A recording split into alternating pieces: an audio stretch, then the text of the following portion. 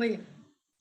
Pues les venía comentando que los ácidos nucleicos, el código genético, hay que entenderlo para poder tener bases para realizar un buen alineamiento o una buena comparación de nuestras secuencias.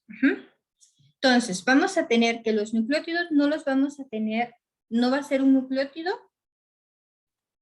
y nos va a generar una información, sino vamos a tener un triplete de nucleótidos, un codón, un anticodón que nos va a generar aminoácidos, ¿no?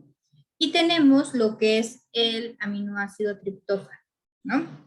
El triptófano, ¿cuántas veces está repetido en este código genético? Está repetido una vez. Una sola. Que es uracilo. ¿Cuál es el nucleótido que sigue? Guanina. Guanina. Guanina. Es UGG, ¿no?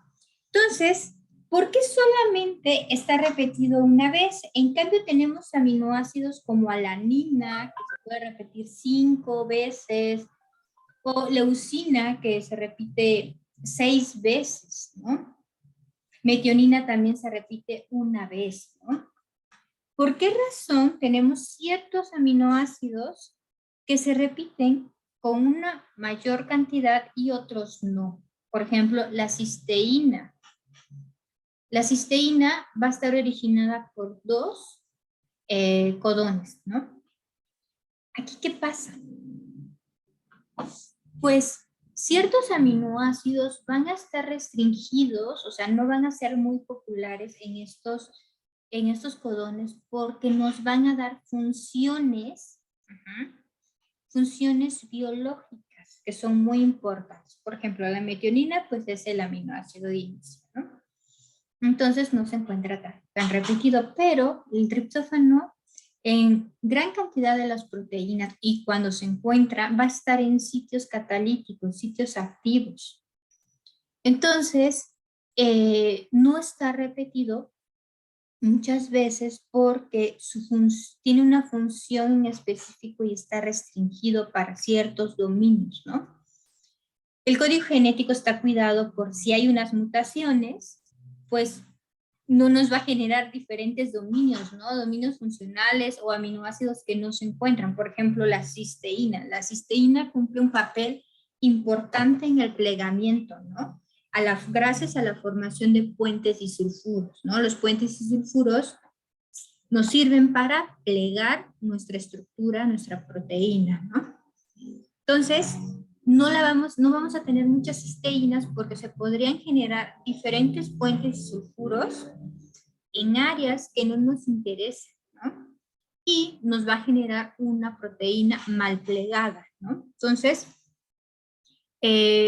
esto es importante porque si nosotros queremos estudiar alineamientos de nucleótidos, tenemos que entender que cuando comparamos genes, la importancia de las mutaciones va a recaer en la posición que se encuentre el codón, en la posición de la mutación que se encuentra dentro de este triplete, dentro de este codón. No es lo mismo una mutación que se va a encontrar en el primer nucleótido o en el segundo o en la tercera posición, ¿no? Entonces, esto es muy importante. ¿Por qué? Porque va a haber, por el cambio de un codón, de un nucleótido en el codón, nos puede originar un cambio de aminoácido o una mutación silenciosa, ¿no? Por ejemplo, si aquí, en el caso de la leucina, hay un cambio de uracilo, guanina, cualquier nucleótido que exista, ¿qué va a pasar? No va a pasar nada, va a ser siempre la misma leucina. Nosotros a nivel de proteína no vamos a ver esa mutación, ¿no? En cambio, en esta sección sí, si está en la tercera posición, pues nos puede generar puentes disulfuros, una proteína de paro, una proteína más corta porque se generó un codón de paro, o un triptófano que está en un sitio que no era el sitio catalítico, ¿no? Entonces, ahí vamos a tener esa gravedad o esa importancia o esa variabilidad. Por lo tanto, nosotros a la hora de hacer alineamientos de nucleótidos, a diferencia de los alineamientos de aminoácidos que comparamos una columna, en nucleótidos, ¿cómo debería de ser? ¿Se debe de hacer tripletes para hacer los alineamientos o no importa solamente alinear cada una de las columnas sin importar cuáles, si hay tripletes o no hay tripletes? ¿Cómo consideran que sería un alineamiento de nucleótidos más adecuado? No, a partir del codón de inicio, no, o perdón, en la secuencia de nucleótidos no habría problema, ¿no? Porque son secuenciales simplemente. Y de acuerdo a la organización que ellos tengan, van a ir formando los tripletes. Para que Exacto, luego cada uno de ellos dé las proteínas, los aminoácidos correspondientes. exacto. Una de las, ujú. Se debería considerar la posición del nucleótido, ¿no? Por ejemplo, la tercera posición va a ser siempre más variable y de hecho con base en eso podrías ver si el alineamiento es bueno o no. Si ves que siempre en la tercera posición hay variabilidad. Ok. Ujú. Y a la hora, por ejemplo, de hacer la búsqueda de, por ejemplo, tengo una base de datos, por ejemplo, BLAST, que bueno, que es la herramienta más utilizada, donde comparamos nucleótidos con nucleótidos, queremos buscar, tenemos una secuencia de nucleótidos que nosotros hemos descubierto, ¿no? En nuestro laboratorio no sabemos de qué se trata y queremos poder, o sabemos de una especie en específico, ¿no? Pero queremos encontrar esas variaciones o esas diferencias, ¿no? ¿Cuál sería la forma de buscarlo? Porque dependiendo de la selección del algoritmo que usemos, pues nos va a generar diferente información o no. Yo ya les he dado varias cosas importantes, dos aspectos importantes en los alineamientos de nucleótidos y de aminoácidos. Una de ellas es que solamente hay 4 residuos de nucleótidos, ¿no? Y la otra, en los nucleótidos, vamos a tener un componente que es un triplete. Y ese triplete pues nos va a generar cambios mutacionales que pueden ser desapercibidas o no, dependiendo de la posición en la cual se encuentre cada codón, ¿no? Cada mutación en el codón que sea, ¿no? Entonces, ustedes, ¿cómo harían un alineamiento de nucleótidos? ¿Han hecho alineamientos de nucleótidos?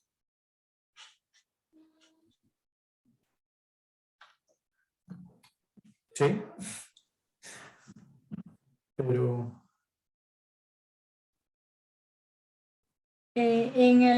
Por ejemplo, en el que has realizado, ¿qué es lo que hace el programa? ¿Qué comparaste? Nucleótidos, o sea, comparaste secuencias de nucleótidos con secuencias de nucleótidos y cómo nos generó el alineamiento.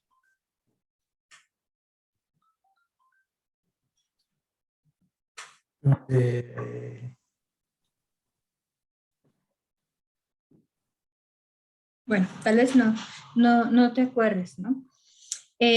Lo más fácil o la primera técnica que se utilizó fue pues como los aminoácidos, ¿no?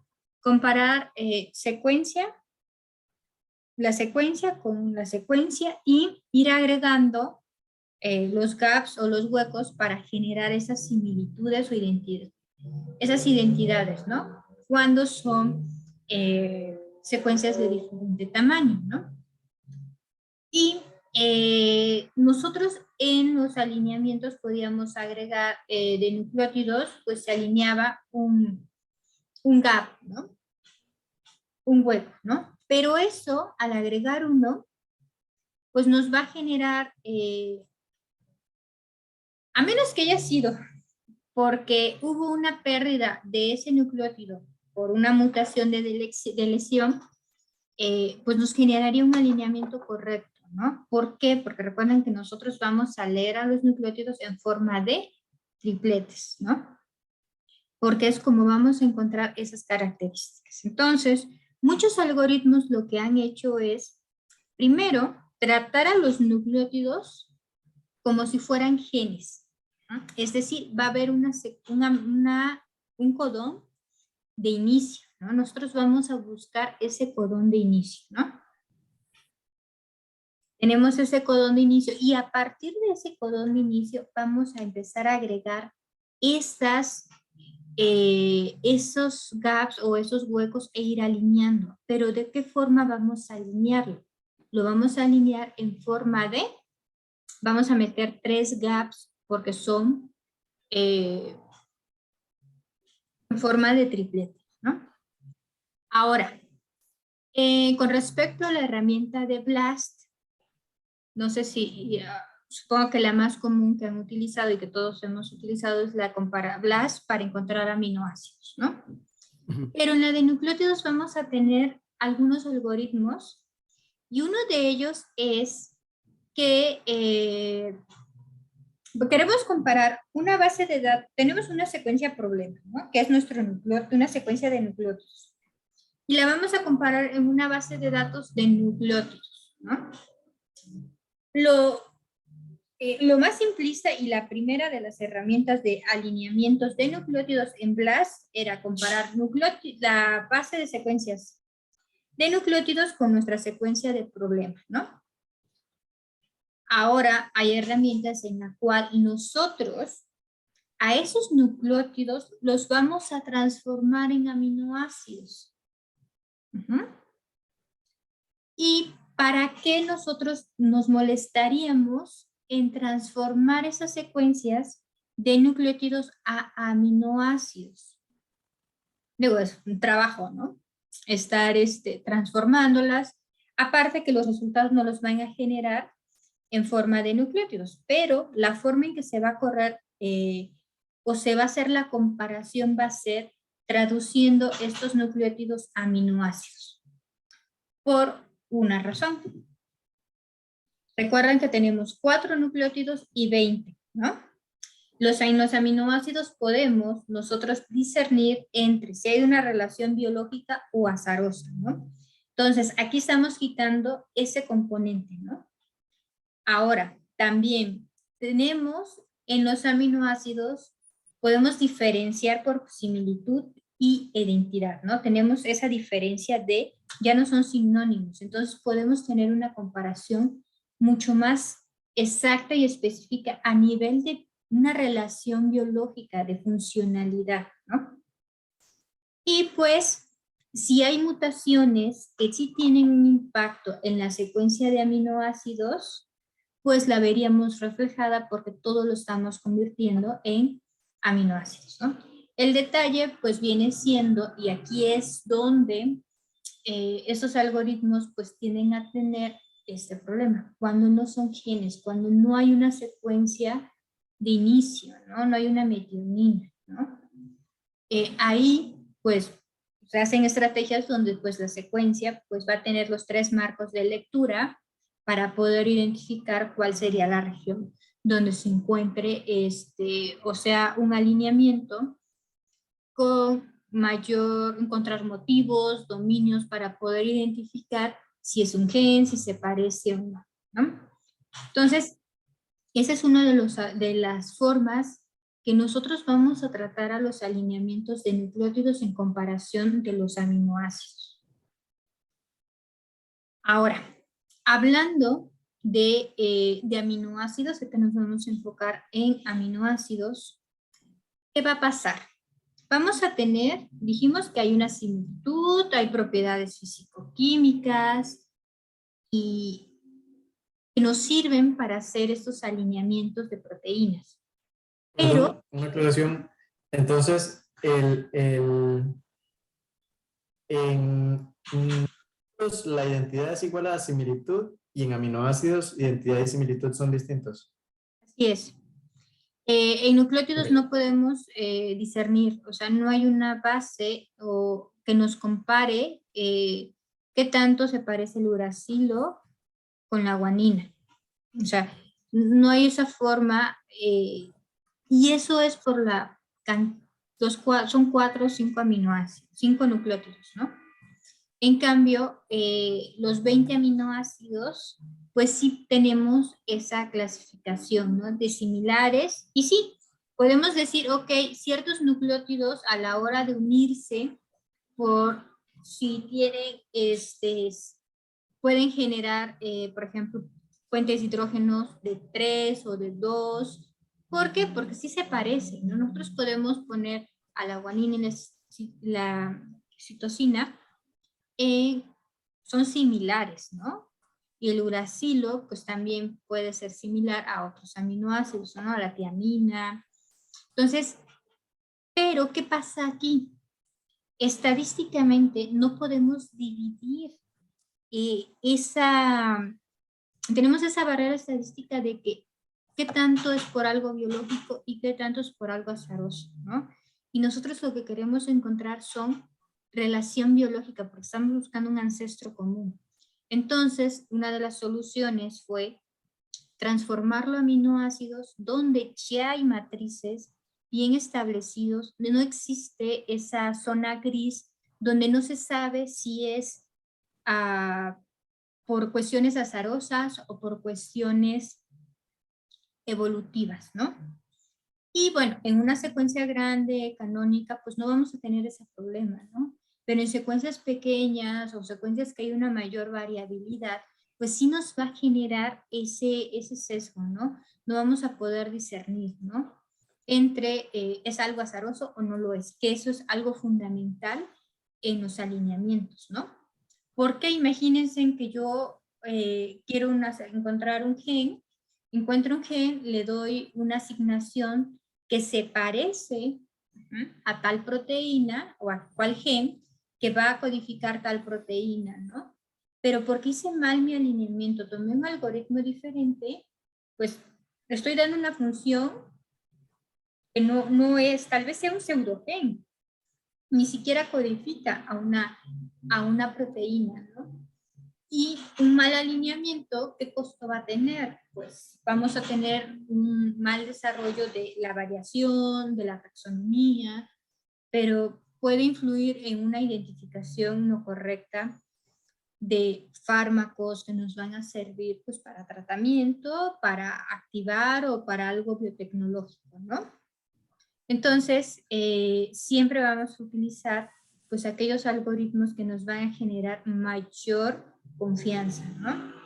Y algo importante de los alineamientos es que los alineamientos en sí, el costo computacional de los alineamientos es alto si quisiéramos un alineamiento 100% hecho comparado con todas las herramientas.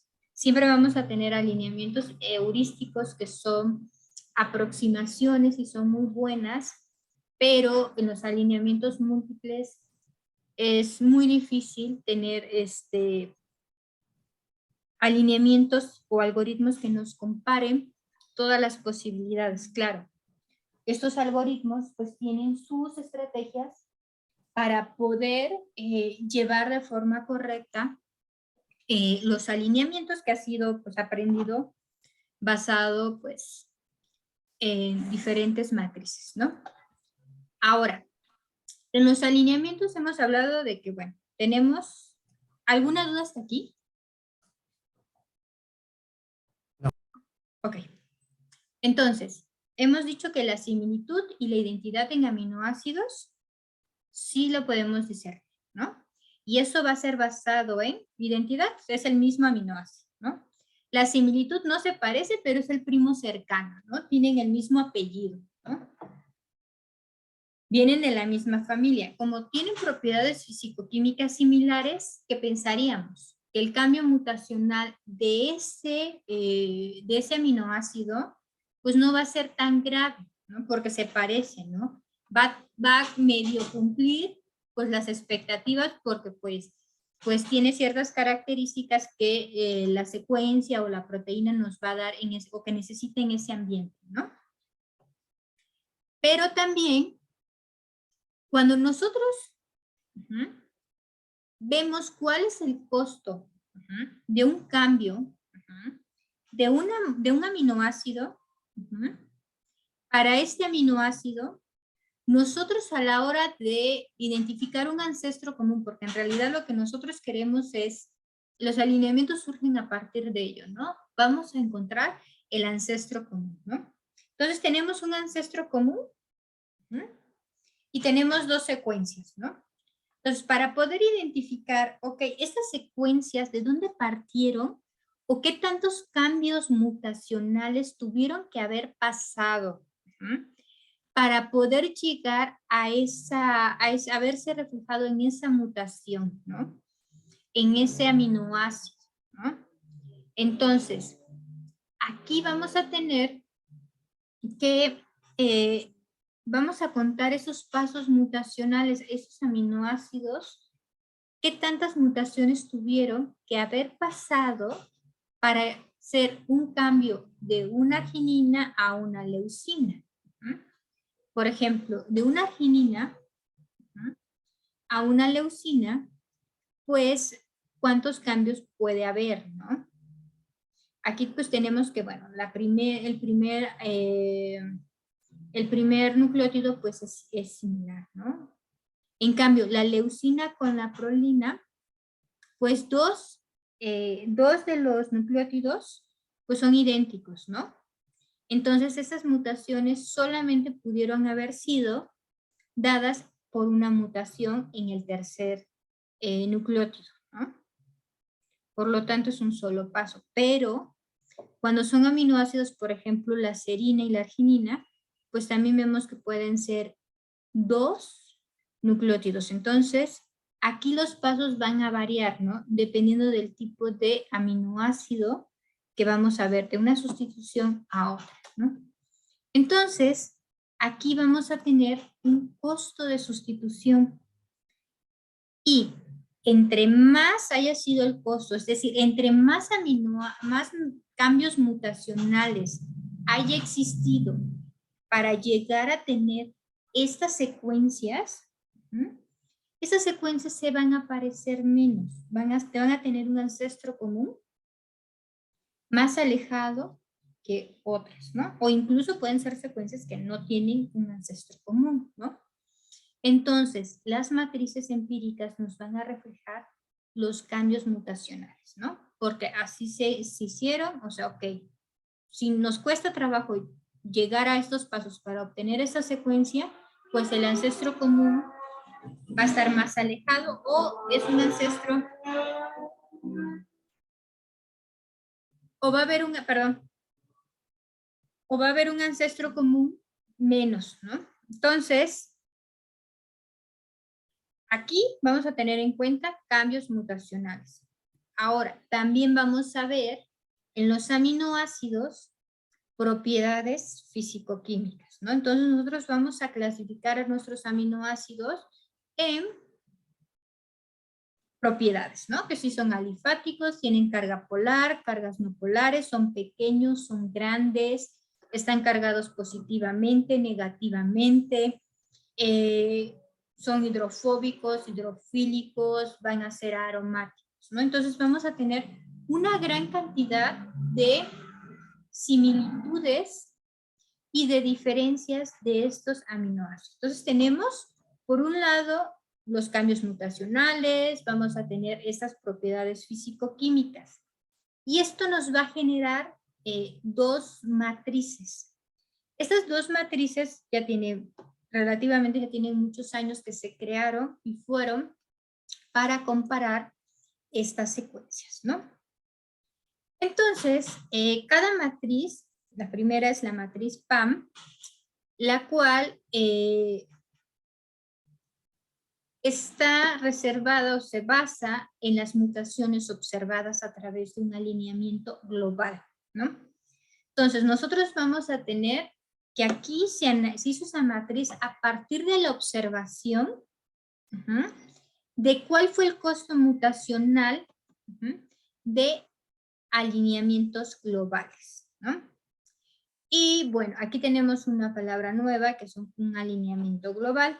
Por ahorita lo vamos a dejar que fueron secuencias comparadas, secuencias del mismo tamaño que se alinearon, que fueron comparadas, ¿no? Y esto va a incluir, se identificaron pues regiones altamente conservadas y las regiones que han mutado. Entonces, aquí es ideal, esa matriz está específica para ver o identificar estas mutaciones, ¿no? ¿Cuál es el camino mutación? El camino que nos lleva a tener dos secuencias poco diferentes, muy diferentes, que pueden o no compartir un ancestro, ¿no? O un grupo de secuencias que quiero identificar qué tanto se parecen entre ellas, ¿no? Y bueno, la matriz Blossom, esta matriz va a estar basada en el análisis de regiones altamente conservadas. Y en estos alineamientos, pues no, técnicamente no debería de existir huecos, ¿no? Esta matriz Blossom, al analizar las regiones altamente conservadas, y hay algoritmos que nos ayudan a identificar regiones donde, ¿qué es lo que pasa? Cuando nosotros buscamos homólogos, vamos a tener diferentes tipos de homólogos. No la clasificación de parálogos ortólogos, sino homólogos cercanos, remotos o con una homología o una identidad muy baja, ¿no? Entonces vamos a tener así como primos cercanos, pero primos segundos, primos terceros, cuartos, ¿no? Entonces, cuando la homología va a ser remota o la identidad va a ir disminuyendo, pero queremos identificar esa secuencia, ¿no? Y pudiera ser que como es una secuencia de algún microorganismo que no se ha estudiado mucho, que no hay muchísima información, o genes que apenas están descubriendo, no hay una familia clara, ¿no? ¿Y qué es lo que sabemos de los dominios homotivos?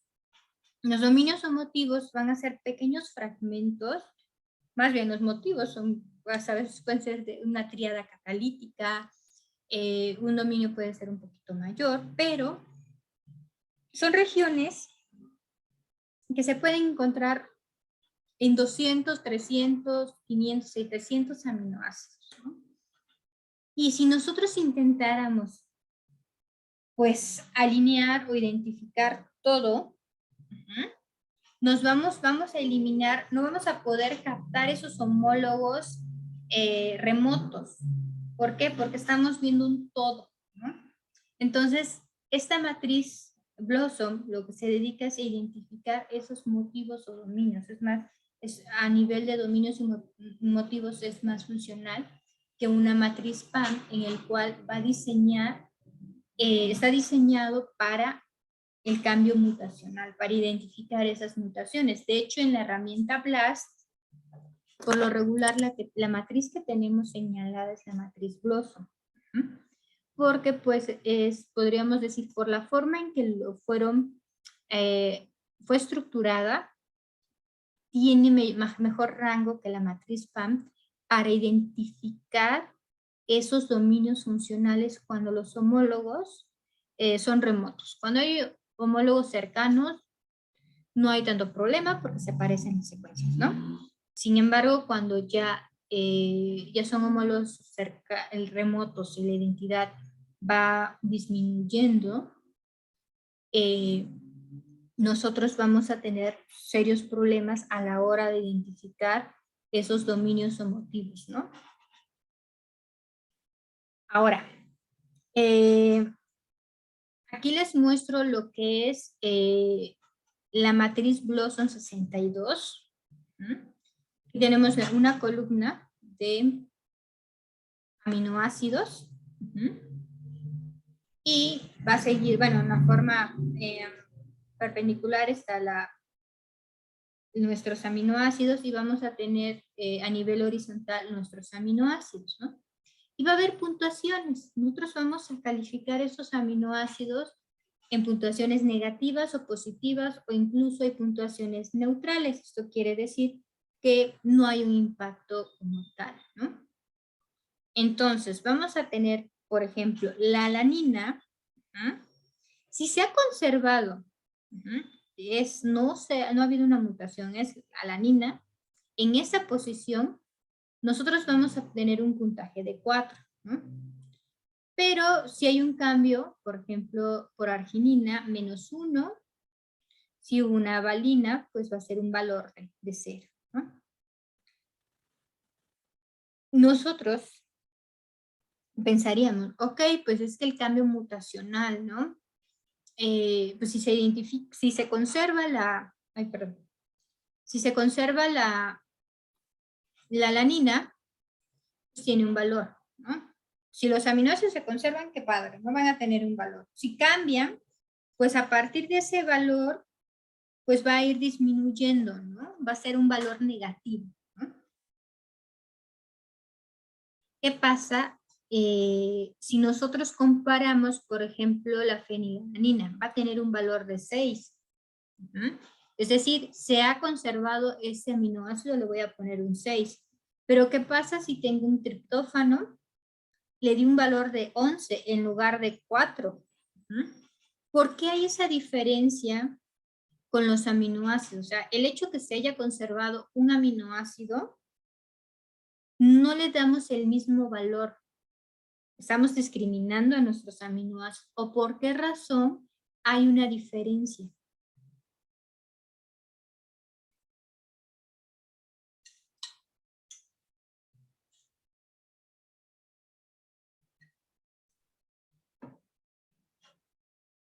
Bueno, Tal como vez por ya la te... semejanza o diferencia en el comportamiento de cada aminoácido, ¿no? ¿A qué te refieres con el Por comportamiento? ejemplo, algunas propiedades físico-químicas, no sé, si uno tal vez es hidrófobo, el otro hidrófilo o algo semejante a eso. Bueno, para encontrar, por ejemplo, para saber la similitud o cuál es el cambio aquí, por ejemplo, si nosotros comparamos solamente esta sola columna, que es la de la alanina que está completa, podríamos decir, de forma vertical, sí, o sea, dependiendo de sus propiedades físico-químicas, qué tanto se parece, va a ser el porcentaje que afecta, va a ser -1, -2, va a ser 0, o sea, va a tener ciertos valores, ¿no? Por ejemplo, el aminoácido más cercano pues sería la serina, ¿no? Que va a tener un valor de 1 para la alanina, ¿no? De acuerdo a esta matriz.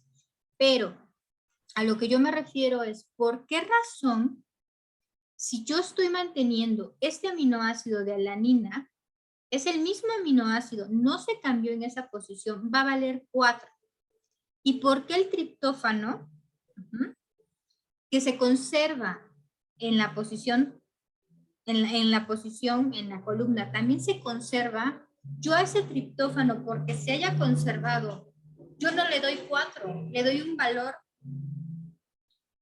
valor de 11 en lugar de 4. Porque en el código genético solo un triplete codificaba para el triptófano, mientras que varios tripletes codificaban para la alanina, ¿no? Exacto. Esa es una de las razones. ¿Qué es lo que pasa? Para el hecho que se conserve más la alanina porque tiene varios tripletes, no es el mismo esfuerzo que el triptófano que solamente tiene uno. Por lo tanto, y además, como ya lo hemos visto, ¿qué aminoácidos tienen menos tripletes? Son aquellos que funcionalmente tienen algo que ver, vaya la redundancia, con la función o la estructura de nuestra proteína, ¿no? Por ejemplo, la cisteína, tenemos un valor de 9. Y esto no es que estamos discriminando, no es casualidad, estamos dándole a la matriz una relación biológica y una utilidad. Ok, este aminoácido, como es un aminoácido importante para la función o para la estructura del o un buen plegamiento de la proteína, pues tiene mayor importancia que se conserve, en lugar de un aminoácido que es un aminoácido común, que bueno, nos va a generar un cierto ambiente, pero no es estrictamente un aminoácido que comparte un motivo, ¿no? Por ejemplo, la histidina. La histidina es un aminoácido el cual podemos ver que sirve para unir ciertos iones o ciertos cofactores. Podemos tener una triada de histidinas que va a tener un calcio, un cobre. Va a tener una función de unión de cofactores. Por lo tanto, esas histidinas o esos aminoácidos que son importantes para la unión de ciertos cofactores también van a tener un valor. Por ejemplo, hay una cisteína en los citocromos que está ligada al grupo hemo, ¿no? Y se va a coordinar y va a tener una función, ¿no? Y si esa cisteína no estuviera, hubiera una mutación ahí, pues no habría, bueno, en realidad la cisteína es la que oxida pues a los compuestos que van a ser metabolizados por los citocromos. El grupo hemo tiende a acercarlos más a que la reacción química se lleve en segundos y no tarde como tardaría si no estuviera el grupo hemo, ¿no? Entonces, se dan cuenta aquí, vamos a tener comparación de propiedades fisicoquímicas en resumen, pero se va a reflejar propiedades fisicoquímicas estructurales de cada uno de los aminoácidos, dependiendo pues, de la información que se tenga sobre la función o la importancia de los aminoácidos a nivel biológico. Y también qué tantos estos aminoácidos están en la naturaleza, ¿no? Entonces, todo ello, por ejemplo, la metionina, que solamente también es igual que el triptófano, ¿no? Se va a encontrar, tiene un codón, igual que el triptófano, pero el valor, pues es de 5, ¿no? Y esto tiene que ver, pues sí, ok, solamente se encuentra en un solo codón. Sin embargo, a nivel funcional, a nivel de sitio activo que pertenezca a un sitio catalítico, pues no necesariamente está, ¿no? Entonces, por lo tanto, no tiene una puntuación tan alta como ciertos aminoácidos que ya se han identificado que esas propiedades son importantes. ¿Por qué? Porque si hay esa mutación en ese sitio, ¿qué pasa? La proteína deja de funcionar, ¿no? O sea, esos motivos o esos sitios catalíticos son muy importantes que si hay un cambio mutacional, si un cambio va a dejar de funcionar y esto pues puede generar lo que son los oncogenes o bueno, no los oncogenes son activados, son proteínas que están activadas constitutivamente, pero los genes que son protectores, ¿no? Como P53, cuando hay mutaciones en P53, ¿qué pasa? Cuando deja de funcionar, pues ya no cumple la función de regular o de revisar si nuestros ácidos nucleicos han tenido muchos cambios mutacionales y pues P53 pues no nos va a llevar a lo que es que la célula se muera por ese daño celular que tienen, ¿no? Entonces, no va a generar lo que es apoptosis programada para deshacerse de esa célula totalmente dañada, ¿no? Entonces, ese sería, pues, en qué están basados, pues, prácticamente esas matrices, ¿no? Y a partir de esas matrices, tanto la Blossom como la matriz PAM, en la matriz PAM está más relacionada, de hecho, la frecuencia, y en la matriz Blossom tiene que ver más que nada con la función. Este aminoácido, ¿qué tanto se parece o no se parece